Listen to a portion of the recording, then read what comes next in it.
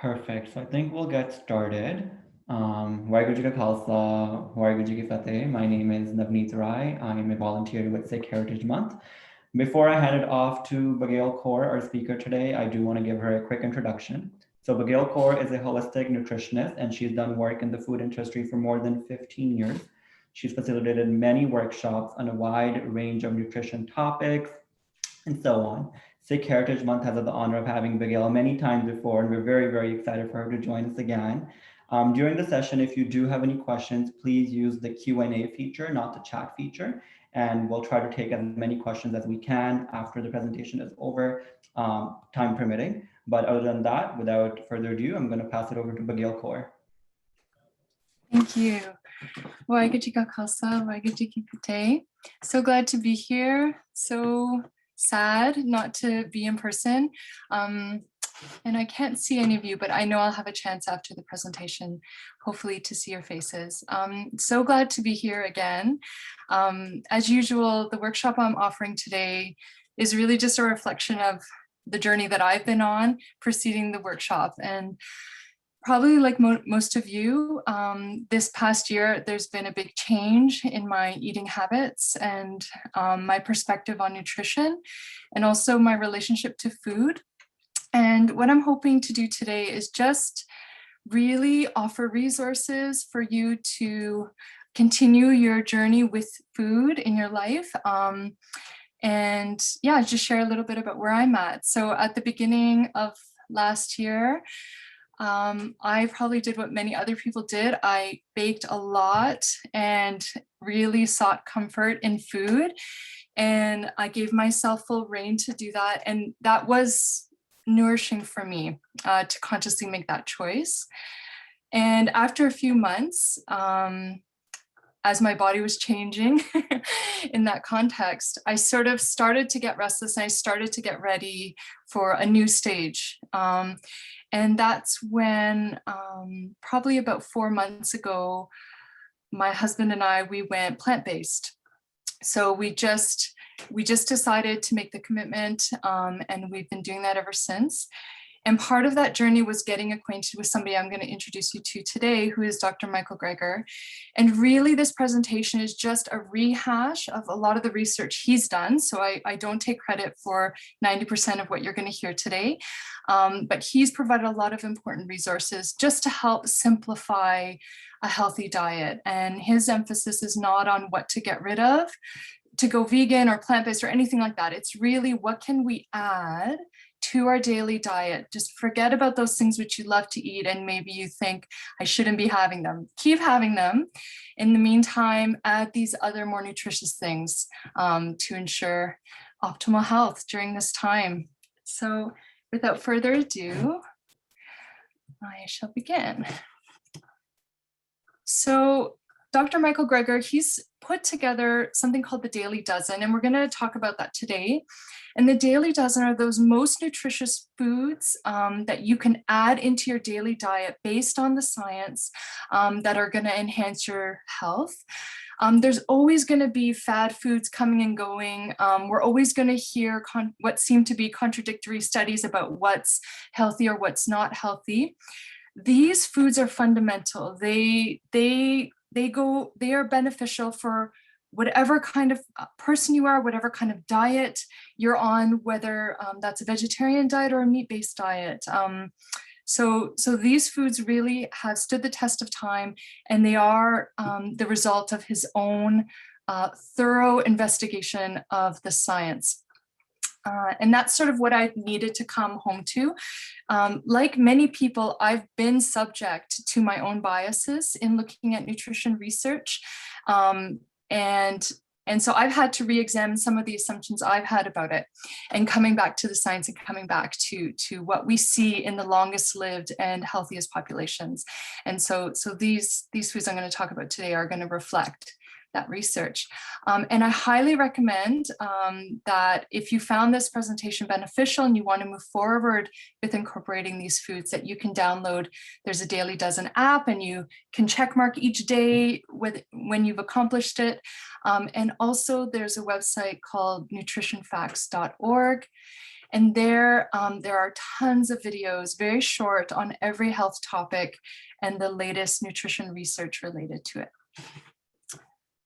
So we're going to start with some basics. A lot of you will know a lot of what I'm going to say today, but I think it bears repeating because often we can feel overwhelmed with the nutrition information. And as I often say in my workshops, if we are able to return to a traditional Punjabi diet largely, we're going to do really, really well. And of course, the mainstay of that diet is beans, beans, beans.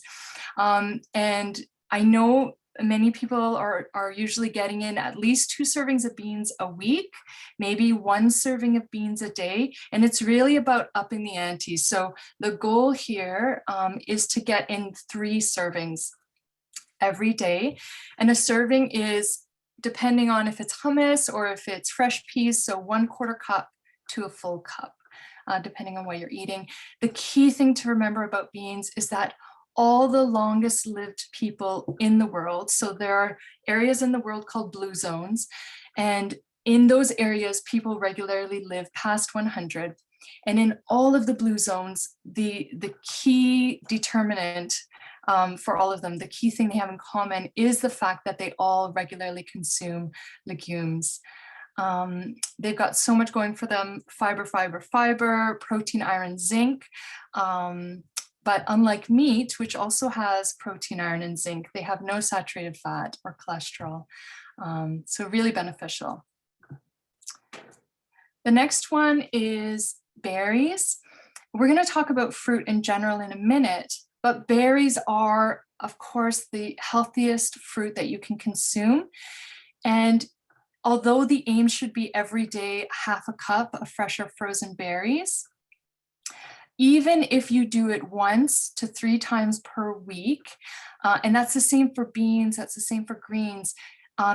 In so many studies, people were only having these things a few times a week, and they still were having a statistically significant benefit. So the same with berries. For example, there was a study on women. They had 1 serving of blueberries and 2 servings of strawberries per week, and they had slower rates of cognitive decline, as much as 2.5 years more cognitively advanced than others of the same age. It's also related to reducing cardiovascular disease and so many other things. So berries, berries, berries. And also at the end of this presentation, I'm going to go through a sample day and just show how you can easily accomplish these foods in your diet. There is a big vendetta against fruit these days. Maybe you've heard it, maybe you've been told directly, if you want to lose weight, even if you're diabetic, that you need to avoid fruit. There's no scientific evidence that fruit in any way compromises the health of anybody. It's very hard to go overboard with fruit. Most fruit is low to medium on the glycemic range. I think watermelon is an exception.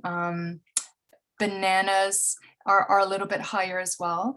But fruit is so beneficial. It's one of the most important food components for preventing disease and death. Really important. So we get our 1 serving of berries per day, and then we want to make sure we get another 3 servings on top of that of fruit. Of course, we have to talk about greens. I think everybody knows about greens. And we want to make sure we get 1/2 cup of cooked greens. The thing with greens is they're so nutritious, you really can get away with cooking them however you like. And I really emphasize finding ways to enjoy greens. A lot of people are eating like raw kale salads or just lightly steaming their greens, and that's super healthy. And maybe if you like how that tastes, keep doing that. Of course, it's the best way to consume them. But I personally love my greens boiled.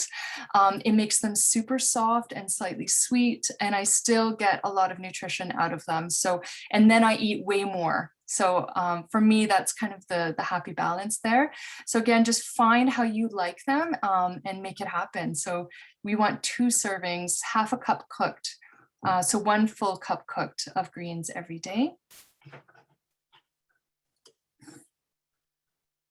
And out of the green vegetables, out of all the vegetables, the cruciferous vegetables are so key. So that's broccoli, kale, collard greens, and cabbage. So you've got your 1 cup of cooked greens, and then we're going to make sure we get 1 serving of cruciferous vegetables. If you've been at some of my workshops and you're like, why does she keep talking about vegetables? Yeah, because vegetables are the single most important food that we can be consuming. And I find it hard to incorporate enough every day. I know how challenging it can be to make it happen, but I do know how important it is that we keep trying and finding new ways. So the key with the cruciferous vegetables is they're very important in reducing cancer risk. They have some important compounds, sulforaphane, so we can incorporate as much as we can every day. Of course, they're also most beneficial raw, but I am not a fan of raw broccoli. So yeah, I like mine.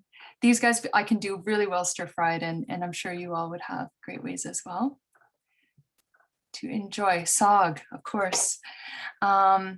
So other vegetables too. So we want 2 servings. So 1/2 cup of cooked or raw vegetables every day, and just getting that rainbow of colors every day on our plate. So some bell peppers, some tomatoes, some, the most important color that we want to see in our vegetables is actually purple. Those bright colors indicate all of those important phytochemicals, phytonutrients, antioxidants that are in the vegetables and fruits. So the more color, the more vibrant, the healthier they are. Flax seeds, very key. Nuts and seeds in general, very beneficial. Most beneficial is freshly ground flax seed.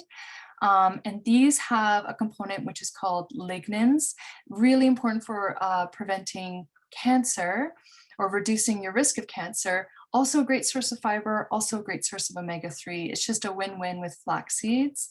And 1 tablespoon, you'll see many of those benefits every day. Nuts and seeds, it's just a small handful of mixed nuts and seeds every day is a huge longevity booster. And the thing with nuts and seeds is they seem to be a higher fat food, but a lot of the calories in nuts and seeds actually don't get absorbed by the body because of the high fiber.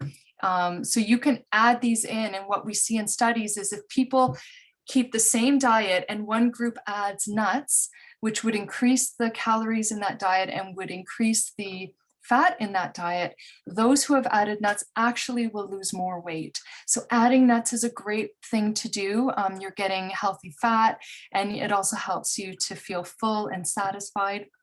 I love, my favorite way of incorporating nuts and seeds is to make creamy dressings for salads. So that's one great way. Of course, nut butters are an easy way to incorporate as well. Herbs and spices.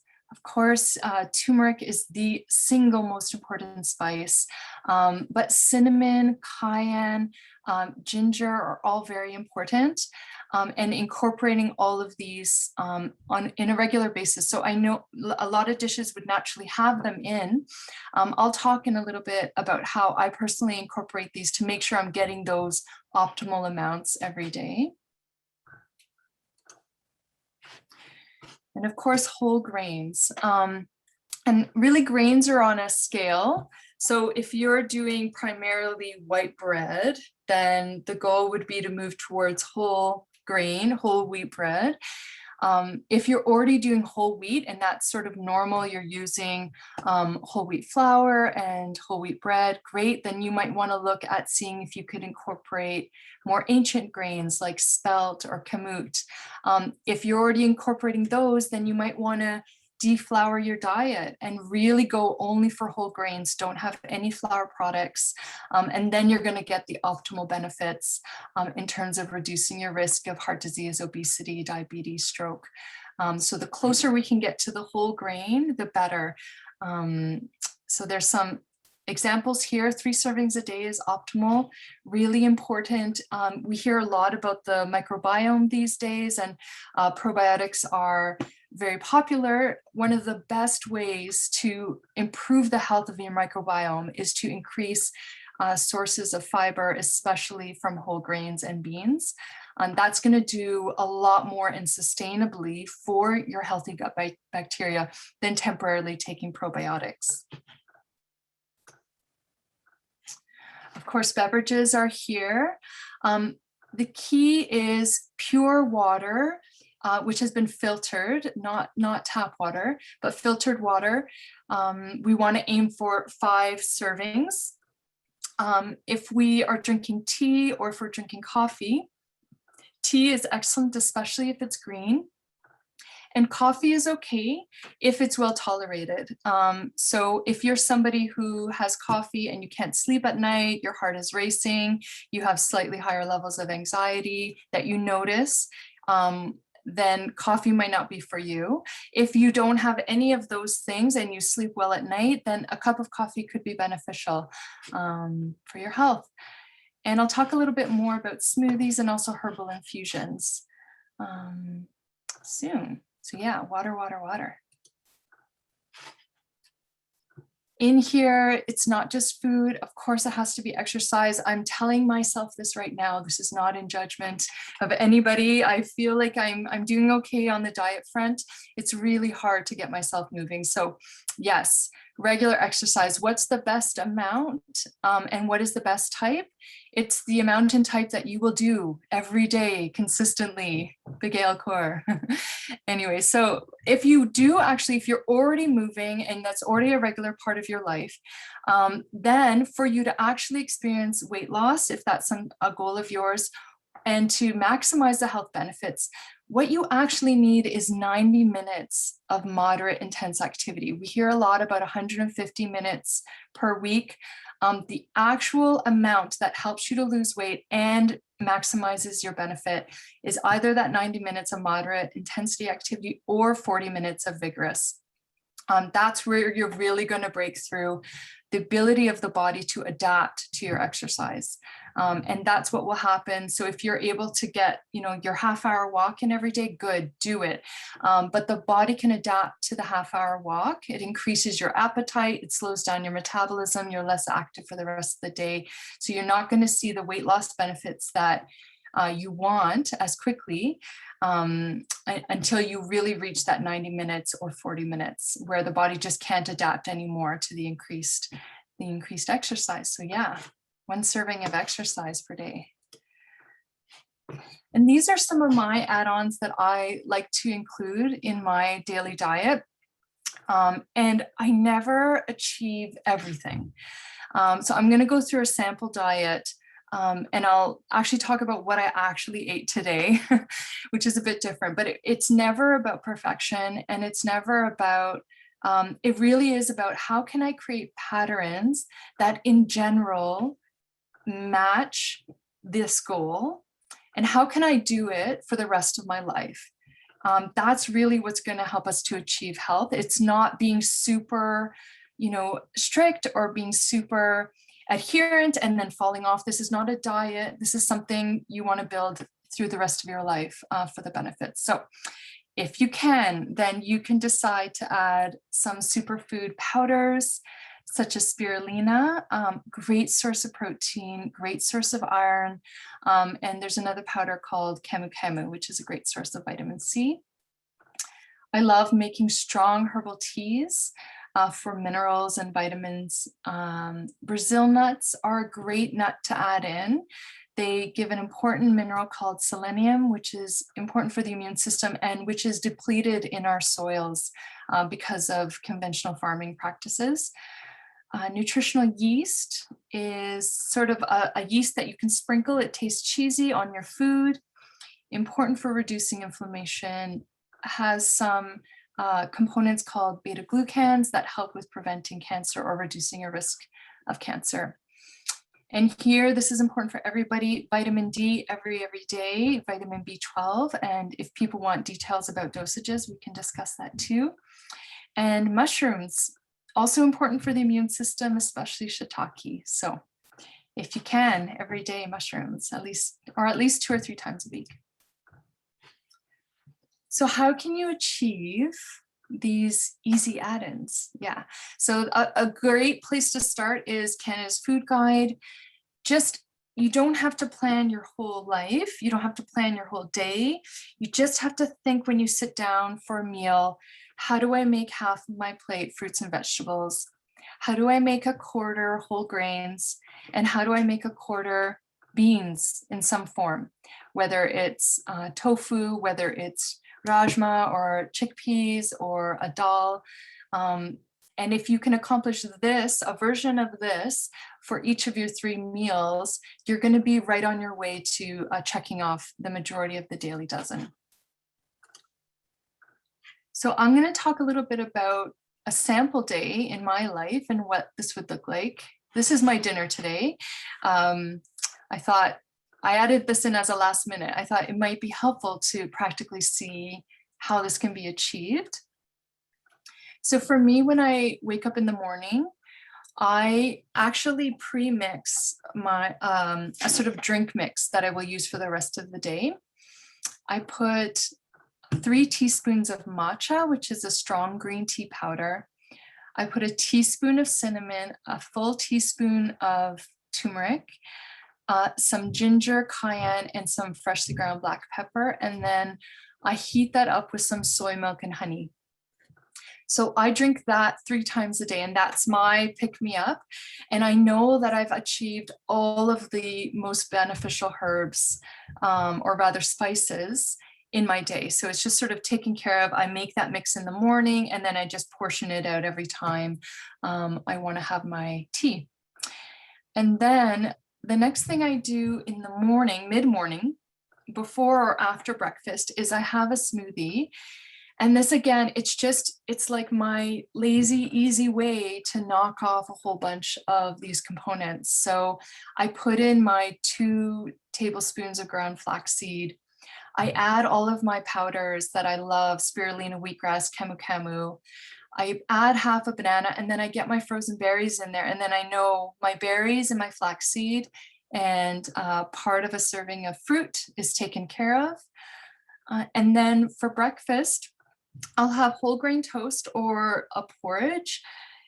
So you could do a whole grain millet porridge, steel cut oats, anything like that. You can add your apple, maybe your small handful of mixed nuts and seeds in there, add some maple syrup, and you're good to go. Lunch could be, so today for us, it was whole grain spelt spaghetti. And then for me, what makes meals easiest is if I have one component that's sort of pre-made. So I love frozen veggies. I love cans of marinara sauce. There has to be one part that's just easy. And then I can add all of the other parts that take a little bit more time. So, you know, I use canned chickpeas. I'll use a frozen veggie mix. And then I'll already have a vinaigrette made. And I have the pre-washed salad, so I can just dump it on. So something like this lunch, it would take 20 minutes to make, because it's, you know, there's that combination of needing to make and also pre-prepared. And then dinner, I had a whole grain ciabatta bun and some cashew cream cheese. And then the vegetable component was so easy because I love Costco and they've got a great arugula kale mix that's already pre-washed. They have they've got bell peppers, they've got portobello mushroom, they've got the tofu. So I just chop all that stuff, throw it in with some marinara sauce and some other spices. And then for dessert, I can have an orange. So you can see, even with this plan, I haven't hit everything perfectly, but I'm pretty close. And if I can do something like this every day, then I'm doing really well. And I just need to make sure I get my 30-minute to an hour walk in, and then I'm doing really good on the physical level. So that's just to give you a sense of how to integrate some of these things.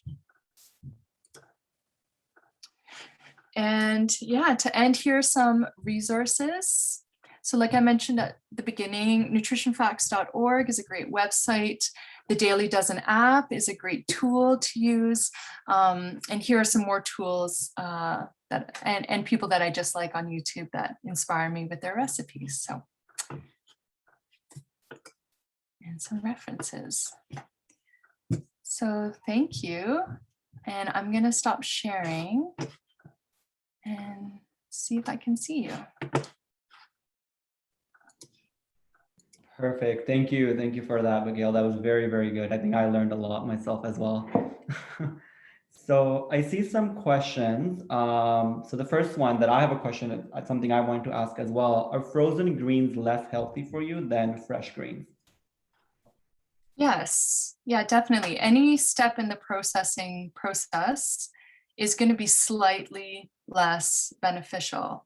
Okay. But if the worst thing you're doing in your diet is you're having frozen greens, you are doing like 90% better than the vast majority of people. So for sure, it's all about scale. That's not something I'd worry about.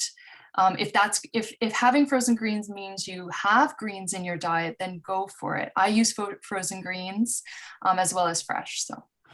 Okay, perfect. All right, good to know. And then I see another question. It's, do you eat roti? And if you do, what flour do you use? And do you include butter in the process? Yes, I have sometimes, but I'm too lazy to make roti every day. So I really don't have it frequently. It's so much easier for me to make a whole grain in the Instant Pot and then to toast some whole grain bread. So I wish I ate roti. When I have made it, I've used spelt flour, and we don't use butter anymore. So I would just use like a bit of olive oil if needed. And I used to put goat yogurt in it as well. So those are all things that are possible. But again, roti, you do want to make sure it's not just conventional whole wheat. If you can move to the spelt flour, the kamut flour, then you're doing so much better. Yeah. Perfect. Thank you. I see we have a coffee drinker in the audience. And the question is that they have one big cup of coffee every morning because they can't get away with it. So what bean do you suggest since they do want to drink every day? Say that, why, if they want to. What coffee bean do you suggest? Oh, what coffee bean? Yeah. Mm-hmm. I think as long as it's fair trade organic, then you can, of course, dark roast is actually more beneficial and it's lower in caffeine. So if you want to look at it from that perspective, yes, that's going to be more beneficial. The second thing is if cholesterol or inflammation is a problem, you want to make sure you're having coffee that is dripped through a filter, because the paper filter actually absorbs some of the acids that increase cholesterol. So that would be another hack to improve the health of your coffee. And then again, if you have any problems with anxiety, sleep, short fuse, then you might want to reinvestigate your relationship to coffee. Yeah. Perfect. And then the second one from the same viewer is regarding Greek yogurt. So what's a good replacement for Greek yogurt? So yeah, I guess the food philosophy that I would follow is that if you're going to do Greek yogurt, make sure it's full fat. It's not 0%, because the fat contains vitamins that help you absorb the calcium in the yogurt. So if you do want to include dairy, definitely we want to make sure it's organic. We want to make sure it's full fat, and then just minimize how much you're having every day. Yeah. But of course, yogurt is one of the most beneficial ways to have dairy if you're going to include it. Okay, perfect. Thank you for that. Next question is, what foods to eat to avoid inflammation? So haldi, turmeric is the #1 star. All of the foods on the daily dozen list reduce inflammation. Basically, plant foods reduce inflammation. Animal foods, whether they're dairy, eggs, meat, or fish, they increase inflammation. That's pretty, if you want just a basic way to approach it, that's going to be your best guide. Okay, yeah. Perfect. The next question, I know there's a discussion around this out there. It's regarding tofu. So is it healthy to eat tofu every day? How much is too much tofu? And about that. So with tofu, if you're using organic tofu, I would say the most important thing is variety. So it's not necessarily that that tofu is harmful, especially if it's organic, but it's that we just want to get a wide range of amino acids in our protein sources. So we don't want to just do rajma every day. We don't want to just do tofu every day. We want to mix it up. Ideally, so in our home, we do it about 2 times a week, and that's in context of a lot of other beans. Just a note about tofu though, and other soy products, is that it actually reduces the chance of prostate cancer in men. It reduces the chance of breast cancer in women. It reduces estrogen in the body. It does not increase estrogen in the body. So there is a lot of misconceptions about tofu, but like anything, you don't want to overdo it for sure. And if you have thyroid problems, you really want to make sure it's well cooked. And you don't want to be eating tofu raw at all, because it can be hard on the thyroid. Yeah. Perfect. Thank you for that. Second question from the same person. I think they joined late because you did mention this. That's what's the best source of protein for vegetarians? The best source of protein you get protein from all of your food.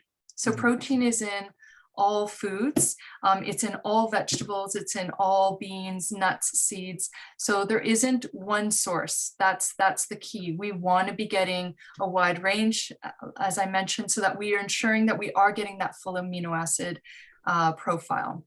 Okay. Yeah, I hope that's helpful. But if you have a follow-up, like something more specific, please enter into your question. And also, can I request, is there any way for me to see everyone? Because I No. don't think I can. So the way Okay, that's okay. Yeah, it's like a webinar. We can't really see y'all. Yeah, I do That's okay. apologize. Well, hello Yeah. everybody. I can't see you, but I know for sure. I really like the next question. Is it good to include chia seeds, flax seeds, oatmeal in your Octa, or is it more beneficial to have it separate? Well, they need to be, so flax and chia needs to be ground up to be beneficial. Now they do have some heat sensitive fats. They do have the omega-3s, and they are easily damaged by heat.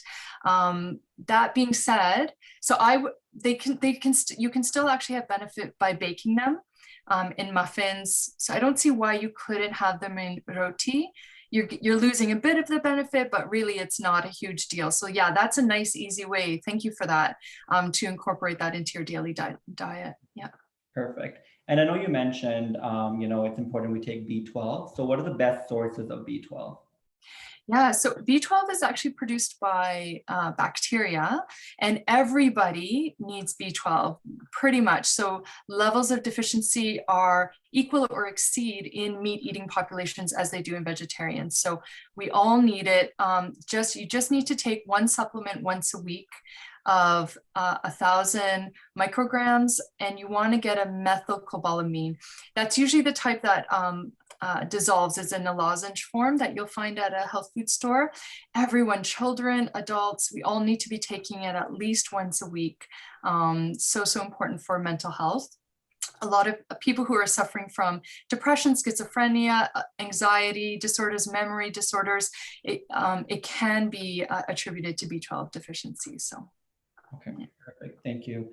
Next question is a mom. She's a mom of 3. She has a very, very busy schedule. So she's wondering, what's your go-to for like a healthy meal for a busy mom that don't have a lot of time? Oh my gosh. So my favorite meal is a snack meal, and the kids love it too. So I get some healthy bread, a loaf of like crusty, healthy bread.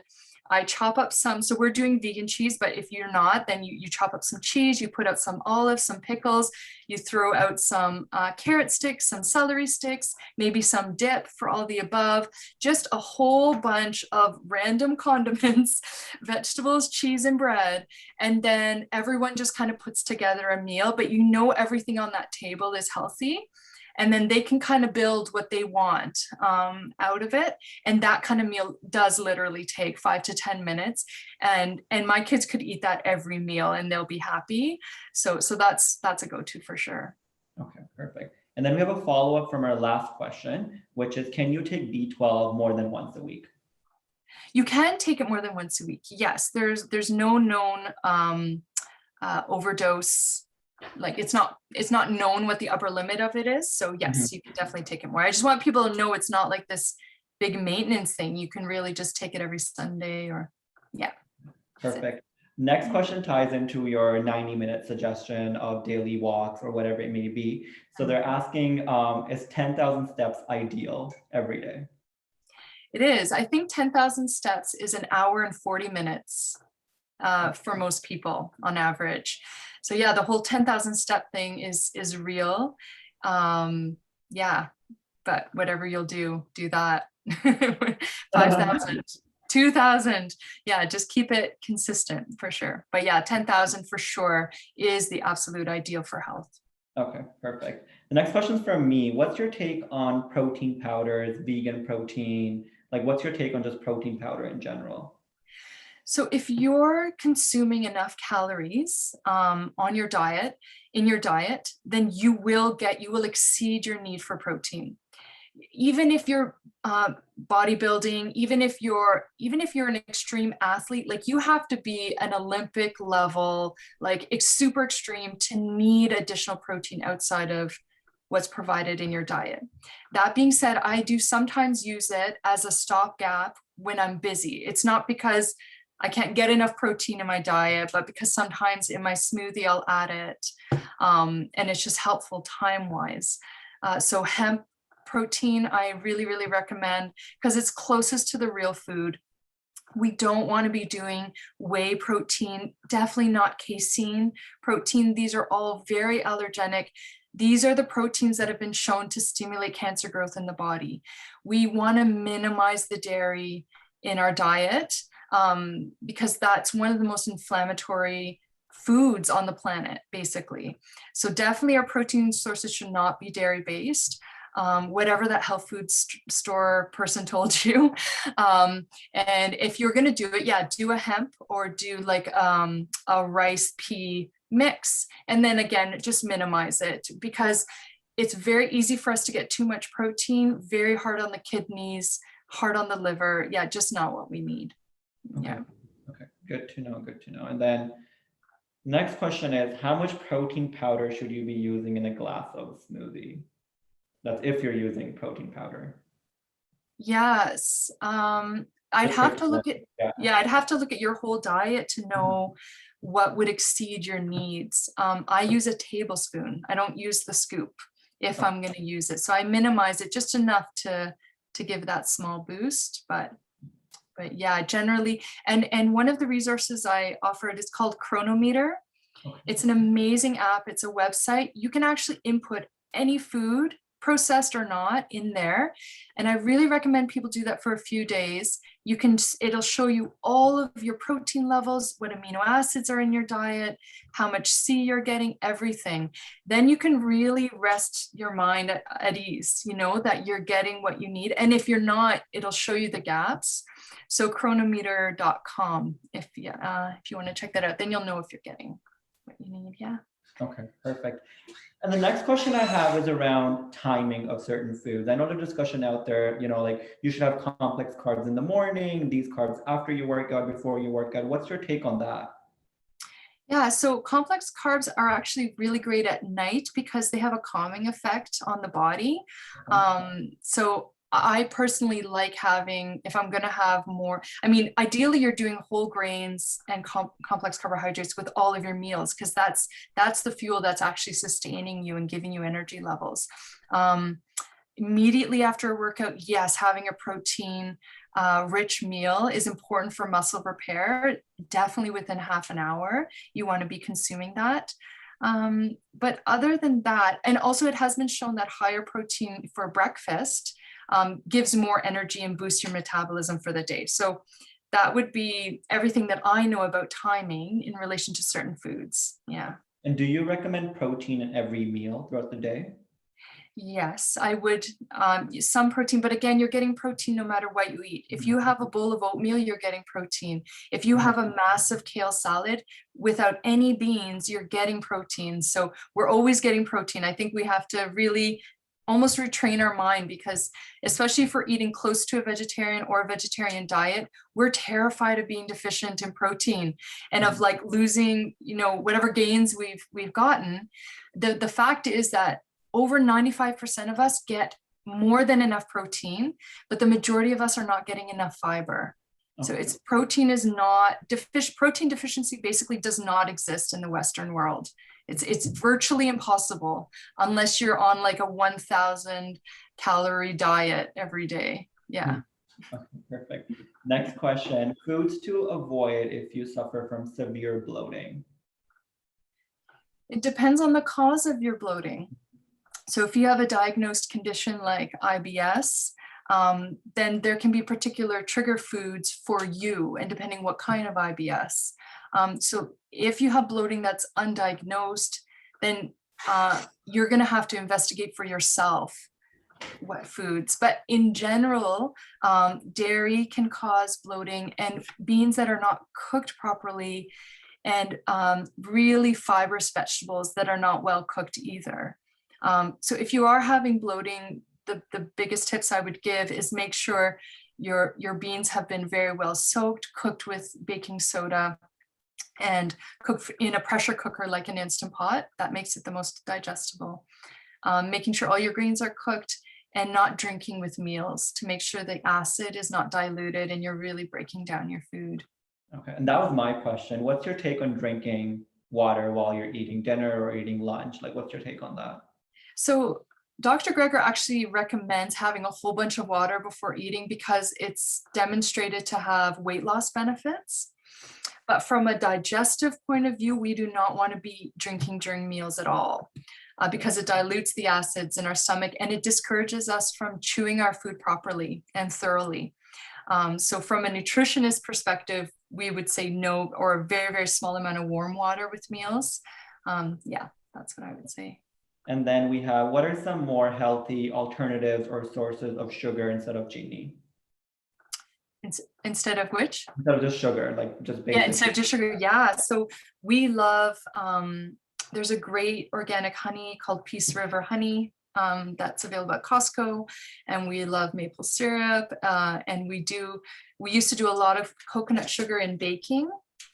But now I use a little bit of organic sugar and applesauce in baking to give the sweetness. So yeah, the honey and the maple syrup is the main source, and you can use that in everything. I use maple syrup even in my savory, like if I make a teriyaki sauce, it's amazing in that.